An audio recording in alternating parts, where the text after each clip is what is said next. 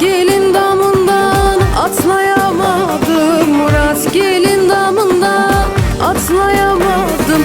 Liralarım döküldü toplayamadım, liralarım döküldü toplayamadım. O yâre mektup yazdım yollayamadım, o yâre mektup yazdım yollayamadım. Vurmayın arkadaşlar ben yaralıyım, ben karalıyam. Vurmayın arkadaşlar ben yaralıyam, vel alem al giymiş ben karalıyam.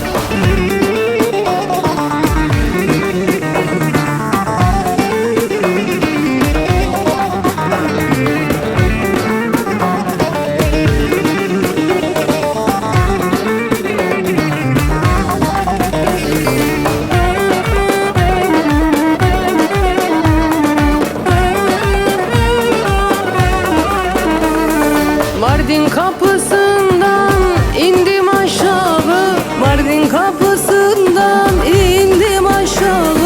Belime bağladım acem kuşağı, belime bağladım acem kuşağı. İmdada yetişin hem sen uşağı, imdada yetişin hem sen uşağı. Vurmayın arkadaşlar ben yaralıyam, ben karalıyam. Vurmayın arkadaşlar ben yaralıyam, el alem al giymiş ben karalıyam.